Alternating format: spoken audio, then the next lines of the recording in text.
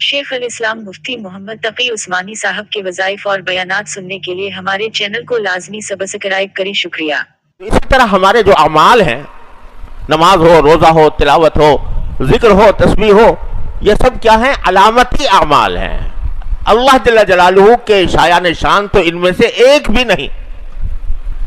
ساری زندگی انسان سجدے میں پڑا رہے، ساری زندگی اللہ کا ذکر کرتا رہے، تب بھی اس کی عظمت و جلال کا حق ادا نہیں ہو سکتا، اس کی رب العالمین ہونے کا حق ادا نہیں ہو سکتا، اس کی نعمتوں کا شکر ادا نہیں ہو سکتا۔ لہذا یہ تو علامتی اعمال ہیں جو ہمیں ان کی اللہ ہی توفیق عطا فرما دیتا ہے۔ وہ توفیق نہ دیتا تو ہم سے یہ بھی نہ ہوتے۔ لہذا ہر طاعت کے بعد استغفار، ہر طاعت کے بعد نماز پڑھی، رسول کریم صلی اللہ علیہ وسلم ہر نماز کے بعد سلام پھیرنے کے بعد پہلا کام کیا کرتے تھے؟ استغفر اللہ استغفر اللہ استغفر اللہ 3 مرتبہ۔ کیوں کہ یہ عمل ہمارا اس لائق نہیں تھا کہ بارگاہ الہی میں پیش کیا جا سکے، اس میں جو کچھ کوتاہیاں ہوں گی اس پر استغفار کرتے۔ تو غفرانک ربنا والیک المصیر، یہ دعا مانگتے ہیں۔ پھر آگے یہ دعا ہے جو میں نے ابھی پڑھی تھی کہ ربنا لا تؤاخذنا ان نسینا او اخطانا، اے ہمارے پروردگار ہمارا مواخذہ نہ کیجیے گا، ہماری گرفت نہ کیجیے گا اگر ہم سے بھول ہو گئی ہو یا چوک ہو گئی ہو۔ 2 لفظ استعمال کیے ہیں قرآن کریم نے، ایک نسیان یعنی بھول، اور ایک خطا۔ اردو میں اس کو دونوں کو ملا کے بھول چوک کہہ سکتے ہیں۔ بھول تو یہ ہوتی ہے کہ آدمی کوئی چیز بھول ہی گیا، یاد ہی نہ رہی، نماز کا وقت تھا اور پتہ نہیں کسی دھندے میں مشغول ایسا ہوا کہ بھول ہی گیا کہ نماز پڑھنی ہے، یہ ہے نسیان۔ اور ایک خطا ہے، خطا کے معنی ہوتے ہیں کہ غلطی سے کوئی کام کر لینا، چاہ تو رہا تھا کہ کچھ اور کروں، کر کچھ اور لیا۔ 4 رکعتیں پڑھنے کے لیے کھڑا ہوا تھا، 3 پہ سلام پھیر دیا، یہ خطا۔ تو دعا یہ مانگی جا رہی ہے کہ یا اللہ ہم سے اگر بھول ہو جائے تو وہ بھی معاف کر دیجئے، اس پر بھی گرفت نہ کیجئے، اور خطا ہو جائے، غلطی ہو جائے تو اس پر بھی گرفت نہ فرمائیے۔ چنانچہ رسول کریم صلی اللہ علیہ وسلم سے مروی ہے کہ آپ نے فرمایا کہ رفع عن امت الخطأ والنسیان، میری امت سے گناہ اٹھا لیا گیا ہے، خطا کا بھی اور نسیان کا بھی، غلطی کا بھی اور بھول کا بھی۔ اللہ تعالیٰ کی رحمت ہے کہ آدمی نماز جیسی اہم چیز مثال کے طور پر بھول گیا تو بعد میں جب یاد آئے تو قضا تو کرے گا۔ حدیث میں ہے کہ جب کوئی شخص بھول جائے کسی نماز کو یا سو جائے اور سوتے ہوئے وہ قضا ہو جائے نماز، تو پھر کیا کرے؟ جو ہی یاد آئے یا جو ہی بیدار ہو تو اس کو ادا کر لے۔ تو اگرچہ وقت پر ادا کرنا یہ فرض تھا، لیکن بھول کی وجہ سے اللہ تعالیٰ نے گناہ معاف کر دیا اس کا۔ اگرچہ نماز پھر بھی پڑھنی ہوگی لیکن گناہ تو اٹھا لیا۔ اس طرح اگر غلطی ہو گئی نماز کے اندر کوئی، تو اگرچہ سجدہ صاحب کرنا ہو یا بعض اوقات لوٹانا پڑے نماز کو، لیکن گناہ کوئی نہیں ہوتا۔ تو ربنا لا تؤاخذنا ان نسینا او اخطانا ربنا ولا تحمل علینا اصرا کما حملتہ علی الذین من قبلنا، یہ بھی دعا کروائی اللہ میاں نے اپنے نیک بندوں سے کہ اللہ ہمارے اوپر ایسا بوجھ نہ ڈالیے گا جیسا کہ ہم سے پہلی امتوں کے اوپر ڈالا گیا تھا۔ ان کے اوپر جو احکام تھے بڑے سخت تھے، یہاں تک کہ توبہ اس وقت تک قبول نہیں جب تک کہ انسان خود اپنے آپ کو قتل نہ کرے۔ جب بنی اسرائیل نے بچڑا بنا لیا تھا تو اس کی سزا میں اللہ تبارک و تعالی نے فرمایا کہ اس وقت تک تمہارے گناہ معاف نہیں ہوں گے جب تک کہ ایک دوسرے کو قتل نہ کرو۔ توبہ قبول نہیں جب تک کہ موت کے گھاٹ نہ اتر جائے آدمی، اتنا سخت حکم تھا۔ طہارت کے بارے میں بھی روایات میں آتا ہے کہ بڑی سخت احکام تھے،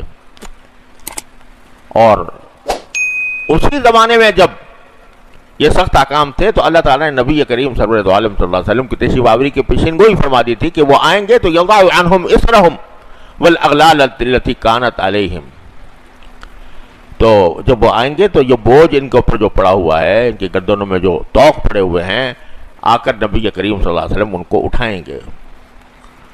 تو یہ دعا مانگی جا رہی ہے کہ ہم جس طرح پچھلی امتوں پر سخت احکام آئے تھے، اللہ ہمارے اوپر سخت احکام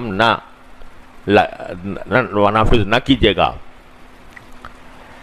ولا ربنا ولا تحملنا ما لا طاقت لنا به، اے ہمارے پروردگار ہم پر وہ بوجھ نہ ڈالیے جس کی ہمارے اندر طاقت نہ ہو، جس کو اٹھانے کی طاقت نہ ہو۔ تو یہیں سے یہ بات معلوم ہو گئی، اور ان آیتوں سے پہلے اللہ تعالیٰ نے پہلے اعلان کر دیا کہ لا یکلف اللہ نفسا الا وسعها، اللہ تعالیٰ کوئی ایسا حکم نہیں دیتا جو انسان کی وسعت سے باہر ہو، جو وہ کر نہ سکے، یا اتنا شدید ہو، اتنا یعنی عقلی امکان تو ہو کرنے کا لیکن عادتاً انسان کے بس سے باہر ہو، تو ایسا کوئی حکم اللہ تبارک و تعالیٰ نہیں دیتے۔ تو یہیں سے ایک بہت بڑی اہم بات سمجھ میں آتی ہے، اللہ تعالیٰ وہ ہمارے دلوں میں اتار دے کہ یہ جو ہم اللہ تعالیٰ کی توفیق سے کچھ تھوڑی بہت عبادت انجام دے لیتے ہیں، نماز پڑھ لیتے ہیں، تلاوت کر لیتے ہیں، کچھ تسبیحات ذکر کر لیتے ہیں، ان میں اکثر و بیشتر لوگوں کے دلوں میں یہ اشکال رہتا ہے کہ ہم کر تو رہے ہیں یہ سب کام، مزہ نہیں آتا، حلاوت نہیں ہوتی، دل نہیں لگتا۔ یہ اکثر و بیشتر یہ دلوں میں یہ شبہ اور خیال پیدا ہوتا رہتا ہے، اس کی وجہ سے بعض اوقات انسان جو ہے وہ مایوس ہونے لگتا ہے، اتنا عرصہ ہو گیا لیکن کوئی حلاوت نہیں محسوس ہو رہی، کوئی مزہ نہیں آ رہا۔ تو خود سمجھ لیجئے کہ نماز مزہ لینے کے لیے مقصود نہیں، نماز کا مقصود مزہ لینا نہیں ہے، عبادتوں کا مقصود مزہ لینا نہیں ہے، عبادتوں کا مقصود اللہ کی اطاعت ہے، کہ چاہے دل چاہ رہا تھا یا نہیں چاہ رہا تھا، آ کے کھڑا ہو گیا، میں آپ کے در کے اوپر، آپ کے مصلی کے اوپر آ کر کھڑا ہو گیا۔ اب اگر غیر اختیاری طور پر خیالات آ رہے ہیں تو اللہ تعالیٰ نے معاف کیا ہے، لا یکلف اللہ نفسا الا وسعها۔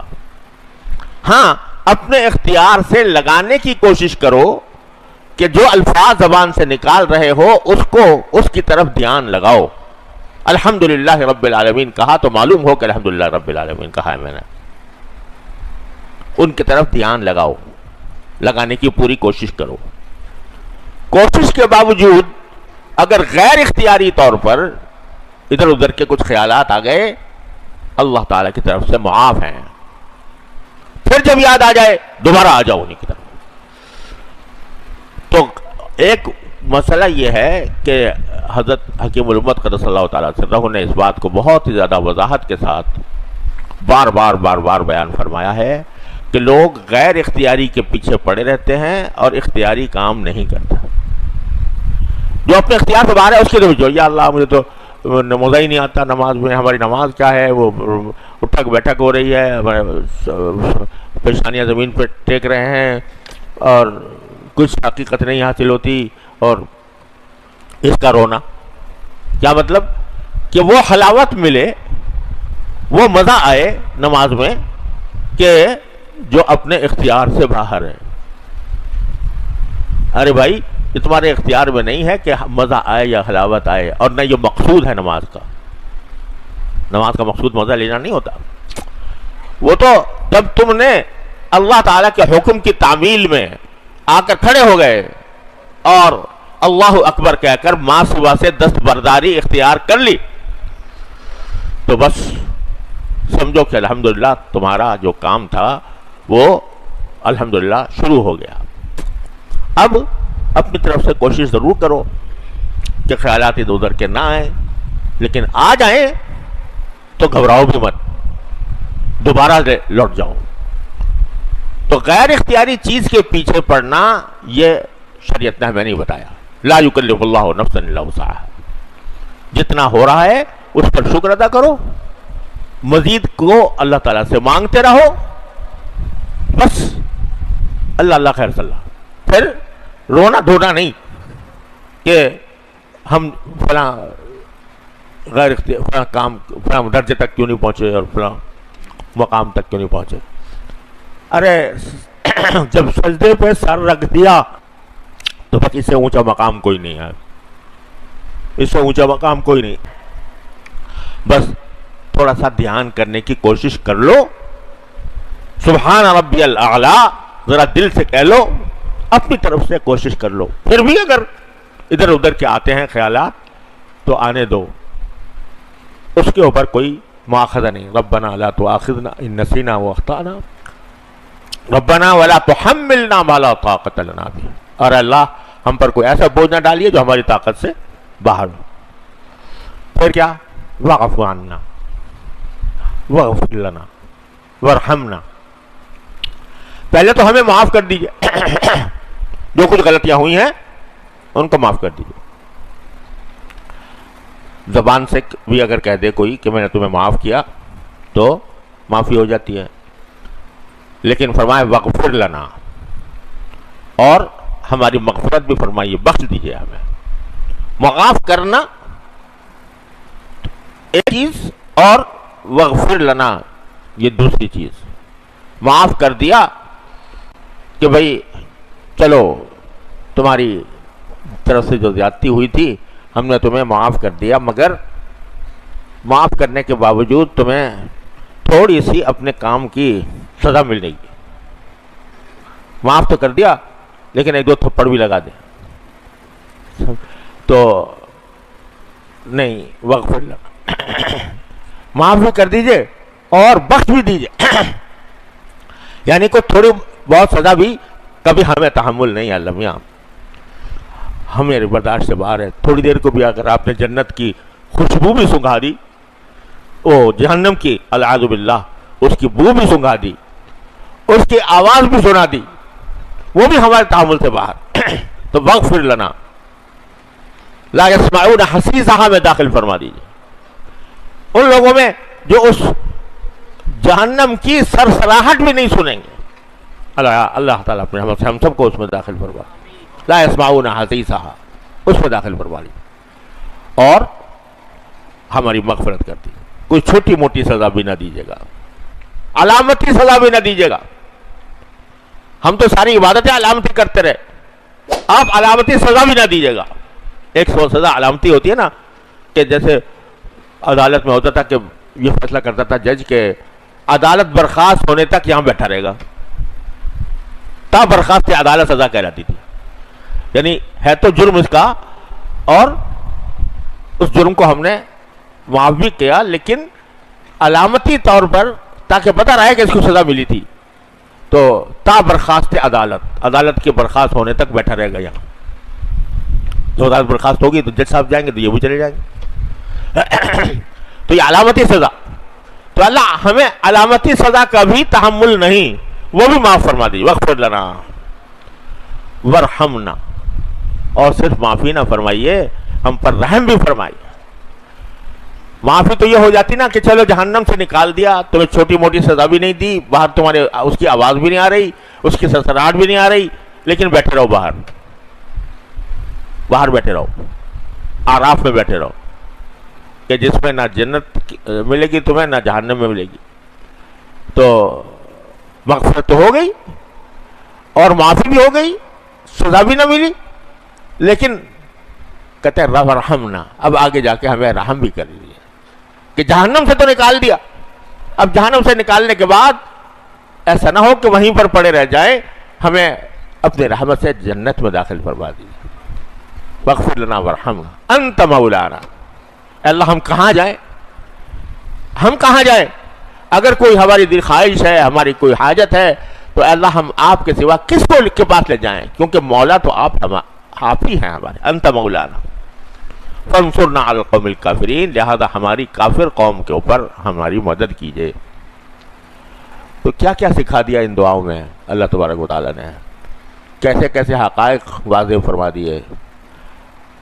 مانگنے والا چاہیے، ربنا لا تؤاخذنا ان نسینا واخطأنا، ربنا ولا تحمل علینا اصرا کما حملتہ علی الذین من قبلنا، ربنا ولا تحملنا ما لا طاقت لنا به واعف عنا واغفر لنا وارحمنا۔